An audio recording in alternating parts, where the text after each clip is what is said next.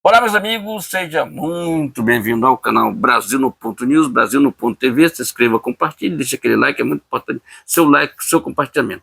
Teve aquela audiência lá que o Bolsonaro estava lá no STF, quando o advogado do Bolsonaro derrubou todas as narrativas do Alexandre de Moraes. Tudo, tudo, tudo. Então, estou com esse vídeo. Logo depois disso aqui, assista esse vídeo e tire sua conclusão do que aconteceu lá dentro daquele STF com aquele comunista Alexandre de Moraes querendo botar, citando negócio do golpe, aquele negócio todo, aquele negócio blá danado, que não teve nada disso, tá dentro, apenas estão querendo tirar o melhor jogador de campo, que é o Bolsonaro, tá vendo? Então, logo depois disso aqui, assista o vídeo, tire sua conclusão que o advogado do Bolsonaro derruba todas as narrativas do Alexandre de Moraes. Agora, vamos lá para o vídeo do advogado do Bolsonaro. Se inscreva, compartilhe, deixa aquele like, é muito importante. Brasil acima de tudo, Deus acima de tudo, e o mito vem aí, 2026, tá ok? Se inscreva, compartilhe. Antes, vamos lá para o vídeo do advogado do Bolsonaro. Vamos lá, vamos assistir esse vídeo junto com a gente? Vamos lá. Excelentíssimo senhor presidente, ministro Cristiano Zanin, da primeira turma do Supremo Tribunal Federal, excelentíssimo senhor ministro Alexandre de Moraes, eminente relator do presente caso, excelentíssima ministra Carmen Lúcia, decana dessa turma e vice-decana do tribunal, excelentíssimo ministro Luiz Fux, excelentíssimo ministro Flávio Dino, cumprimento também o excelentíssimo Procurador-Geral da República, senhoras e senhores. Senhor presidente, eu inicio a minha sustentação dizendo que o presidente Jair Bolsonaro foi o presidente mais investigado da história do país. Uma investigação que perdurou por anos, que começa com o objetivo de investigar uma live de 4 de agosto de 2021, em que se autoriza a quebra de uma nuvem do seu ajudante de ordens, Coronel Cid, que hoje é delator, que perdura por meses essa investigação da quebra, com vários objetos diferentes. Num primeiro momento, verificava-se a live, numa investigação determinada pelo TSE. No segundo momento, investigava-se o cartão corporativo, os gastos do presidente e da então primeira-dama. Depois investigou-se até uma questão de emendas, para se chegar numa questão de vacinas. Portanto, não havia um objeto específico. E por que eu estou tratando disso, senhor presidente? Porque o inquérito das vacinas é a gênese de todo este caso, onde ocorreu a prisão e depois a colaboração do Coronel Cid.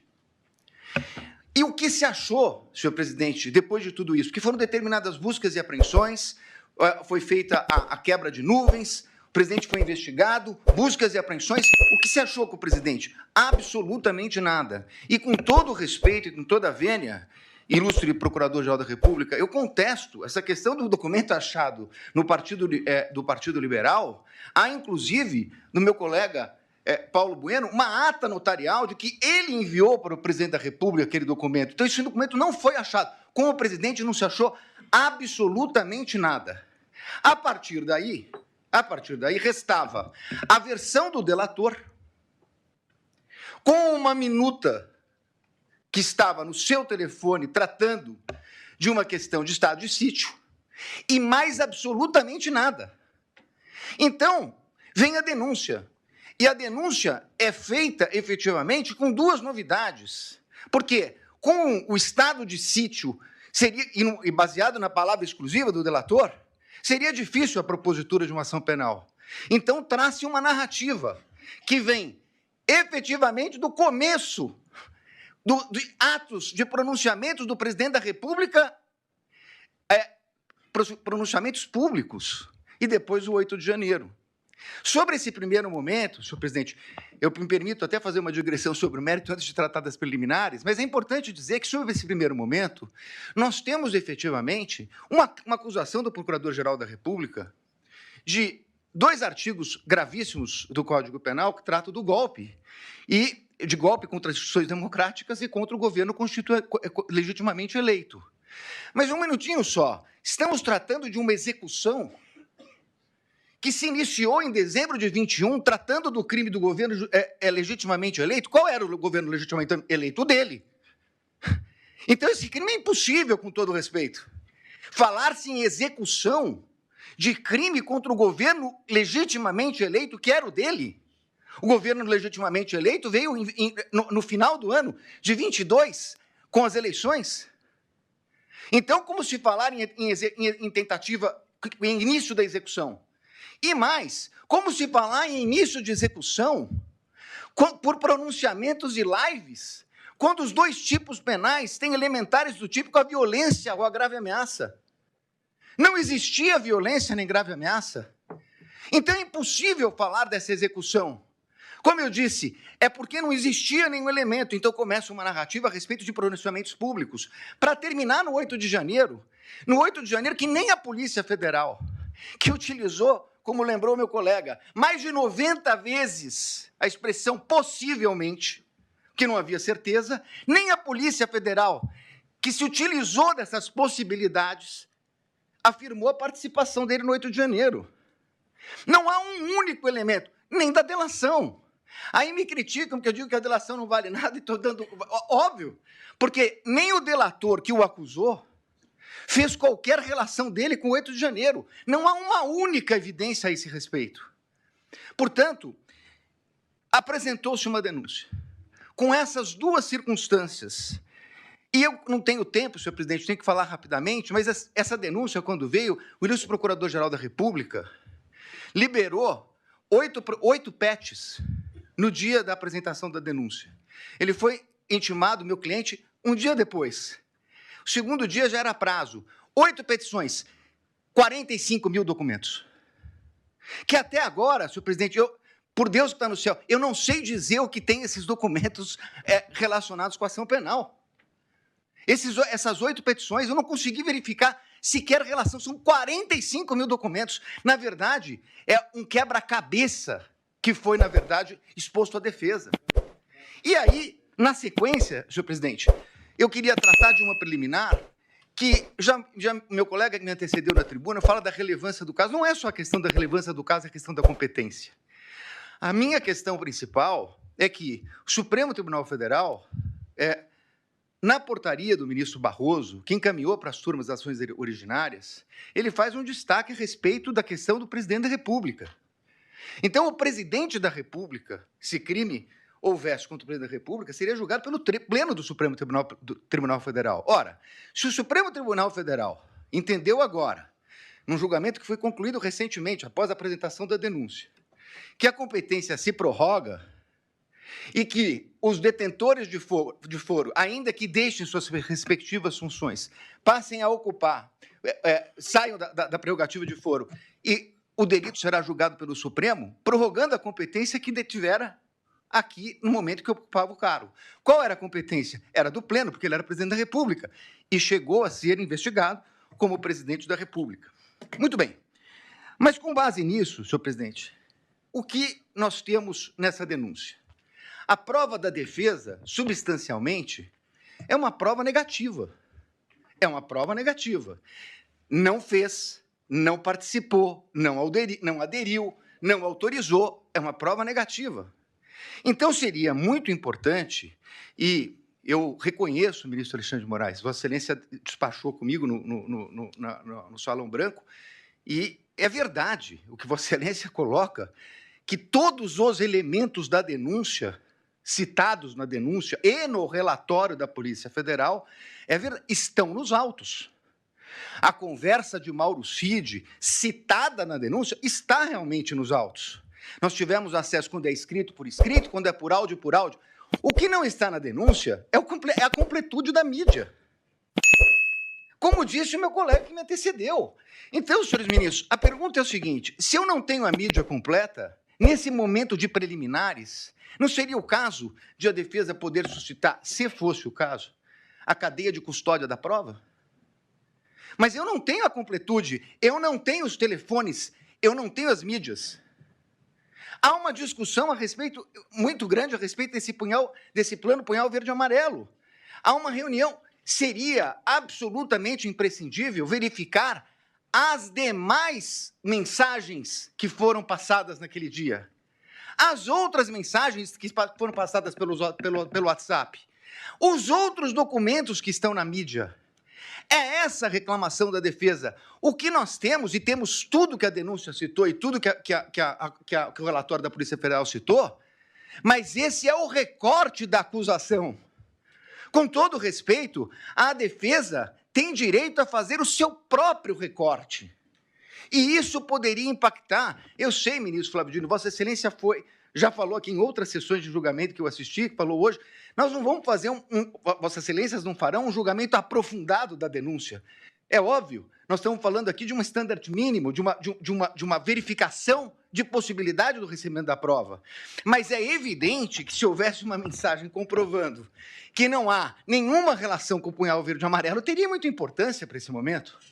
Porque nós estamos falando de um recebimento de uma denúncia gravíssima, por fatos gravíssimos, que o presidente da República não tem nenhuma relação com o punhal verde e amarelo, Operação Luneta, com Copa 22 e assim por diante.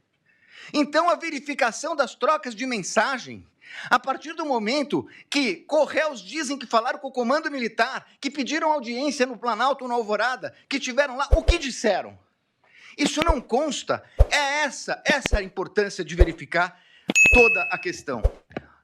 Me encaminhando para o final, senhor presidente, eu gostaria de tratar a questão da delação premiada. E aqui eu queria tratar de duas questões, que inclusive estão sendo confundidas. Aliás, tudo que fala a defesa na imprensa sai de uma forma um pouco distorcida. O que foi questionado pela defesa, ministro Zanin, é o fato de que o delator rompeu com o acordo quando vazou a delação. E saiu na revista Veja. Diz ele que foi um desabafo. É estranha essa expressão, desabafo, porque no desabafo ele diz que não tinha voluntariedade. Isso não é um desabafo. Na versão dele atual, isso teria sido uma mentira. Mas vai lá. Falou com o primo, com o irmão, com o cunhado. Senhor presidente, a lei não autoriza o delator, o contrato de colaboração, não autoriza o delator a falar nem com o irmão, nem com o cunhado, nem com a mãe. Não autoriza. Ele, inclusive, estava proibido até de ter contato com o pai, salvo engano meu, a partir de um determinado momento, que era investigado. Se ele falou com o cunhado, e se isso foi vazado, essa é uma responsabilidade dele. Dir-se-á, mas essa é uma questão formal. É verdade, uma questão formal. Só que mais adiante vem uma questão de que a Polícia Federal diz que ele mentiu, omitiu e se contradisse. E aí, senhores ministros, essa é a minha maior crítica, a questão da delação. Por quê? O Supremo Tribunal Federal, num voto de grande detalhamento do ministro Dias Toffoli, diz o seguinte: delação é um meio de prova. O delator conta uma história, as autoridades buscarão as provas de corroboração e só assim ela poderá ser utilizada. O que aconteceu nesse caso? Ele falou, segundo a Polícia Federal, ele mentiu, omitiu e se contradisse. E então, há uma audiência para que ele tivesse oportunidade de se corrigir. Mas aí, com todo respeito, há uma inversão. Porque, na verdade, não é o Estado que foi buscar as palavras de corroboração dele. O Estado foi buscar as provas de corroboração do que ele disse. É o contrário. O Estado trouxe indícios e ele se adequa aos indícios trazidos pelo Estado. É completamente o inverso. Com todo respeito, ministro, é o inverso.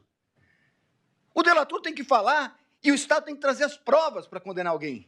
O que aconteceu aqui é que ele falou, mentiu, e o Estado tinha indícios, e aí ele se adequa ao Estado. E aí, com todo respeito, vem a denúncia do seguinte, inclusive, o colaborador, nessa versão do colaborador, foi corroborada pela Polícia Federal. Não, desculpe, ele não foi corroborado pela Polícia Federal. É o colaborador que corroborou a versão da Polícia Federal.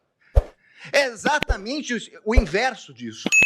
E numa audiência que se traduziu numa coleta de provas. E essa é a insurgência da defesa. Porque, nesse momento, essa coleta só poderia ser feita, com todo respeito, pelo procurador, pela polícia, e não pelo Poder Judiciário. Então, senhores ministros, para terminar, eu quero dizer o seguinte. Eu entendo a gravidade de tudo o que aconteceu no 8 de janeiro.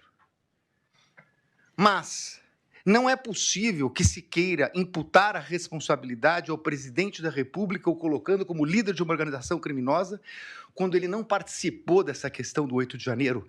Pelo contrário, ele a repudiou. E mais do que isso, ministros, nesse tempo que não é possível discutir a questão aprofundada de provas, é importante dizer, senhor presidente, que enquanto a Polícia Federal fala possivelmente, enquanto a denúncia traz conjecturas, como a impressão de um documento no Palácio que teria tido conhecimento dele, o fato concreto é que o acusado de liderar uma organização criminosa para dar golpes socorreu o ministro da Defesa, nomeado pelo presidente Lula, porque o comando militar não o atendia. Foi o presidente que determinou a transição. Foi o presidente que determinou que eles atendessem o ministro da Defesa que assumiu em 1º de janeiro. Portanto, encerrando, ministro, não é possível que se queira dizer que é compatível com uma tentativa de golpe com o uso do comando militar quando o presidente da República autoriza a transmissão do poderio limitar no começo de dezembro. No começo de dezembro, antes da data do dia 15, antes da data do dia 11. E, portanto, senhores ministros, eu ratifico as nulidades que foram colocadas na minha peça, apreciada por Vossa Excelência, e peço a rejeição da denúncia e agradeço pela atenção. Muito obrigado, senhor presidente.